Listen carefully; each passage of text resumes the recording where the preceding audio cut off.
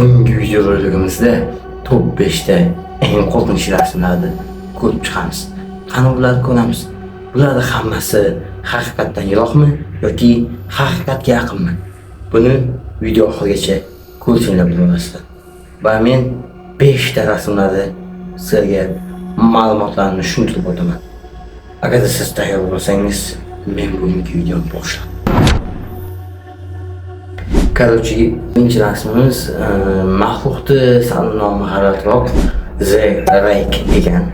Bu The Rake'ni ma'lumotini bilishim bo'yicha bu ma'lumotda oqartirilgan terili, uzun tirnoqli va 4 oyoqlab harakatlanadigan xayoliy maxluq ekan.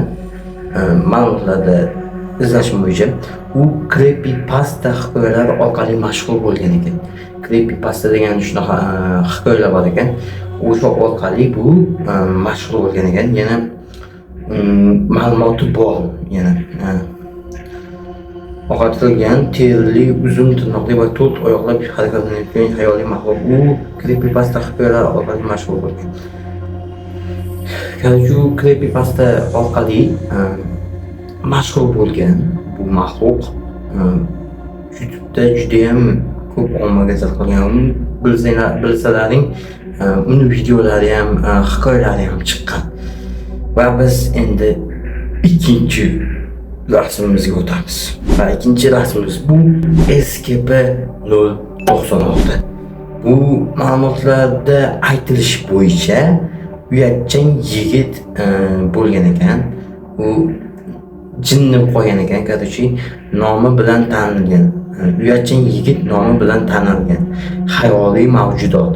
Hikoyalarga ko'ra, uning yuziga qaragan odamni ta'qib qiladi. Bu SCP Foundation olamni qahramoni. Foundation degan kompaniya bor ekan, shunaqa. O'sha mana shu maxluq qahramonga aylangan o'sha kompaniya bo'yicha hikoyalarda ham buni videolar juda ham ko'p chiqqan. Agar ko'rgan bo'lsalaring, blog chiqargan, har xil odamlar chiqargan, mashmasha qilib. Va biz endi 3-rasmga o'tamiz. Bu lekin 3-rasm meni ozgina badanimni pechatlatib oldi. Bu bizda 3-rasmimiz bu Siren Head. Siren Head'da yozilishi bo'yicha juda baland, boshi o'rnida sirenalar bo'lgan xayoliy maxluq. Uni rassom Trevor Henderson yaratgan.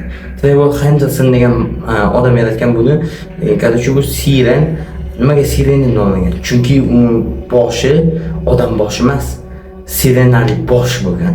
Короче, suyagi bo'lgan, faqat u hech qanaqa semirish, unaqa arqlashish, unaqa narsa yo'q, lekin odamni o'sha sirenali orqali yutib yeydi. Shunaqa videolar ham chiqqan YouTube'da, agar ko'rgan bo'lsanglar. Va biz 4-rasmimizga o'tamiz. Va bizda 4-rasmimiz bu Smile Dog. Smile Dog degani vahshiy kuchuk degani, menimcha adashmasam, yoki qo'rqinchli kuchuk degani. Dahshatli it tasviri bilan bog'liq mashhur creepypasta afsonasi. Asosan internetdagi qo'rqinchli hikoyalar orqali tanilgan ekan. Короче, bu kuchuk odamsimon ekan. Odamga o'xshaydi, lekin bu it ko'rinishida bo'ladi. Boshi esa odamning boshi tasvirlangan, ya'ni tirshayib ko'ryapsizlar.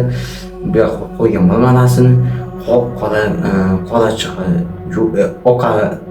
qora chig'i juda ham katta, ko'zlari katta, tishlari shu jag'i mana bu tomonga qarab ochilgan. Ko'rsalar agar bu kuchuk shunday holatga kelib qolgan, bu lekin YouTube'ga mashhur bo'lmagan, bilmadim, bu Google'ga ham mashhur bo'lmagan. Va biz eng oxirgi 5-rasmimizga o'tamiz. Va bizda 5-rasmimiz Slenderman. Slendermanni juda ham ko'p odam taniydi. Bu YouTube'ga juda ham mashhur bo'lgan.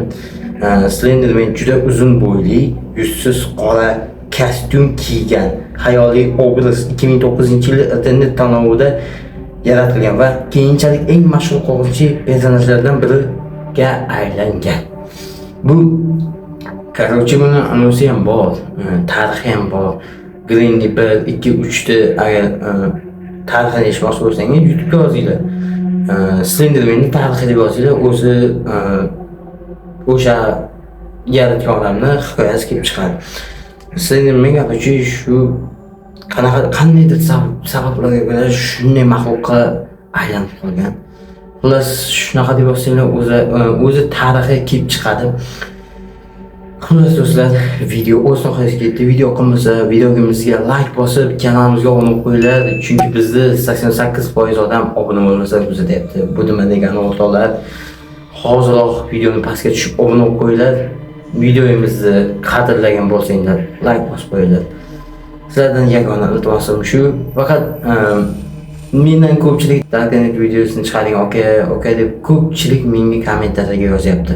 Agar shunchalik chiqishni xohlasalaring, o'sha 70 ta like'ni to'plab beringlar bo'ldi. 70 ta like bizda auditoriya uchun juda ham oson. Sizlar bilan keyingi videolarda ko'rishguncha xayr, joningiz sog' bo'lsin.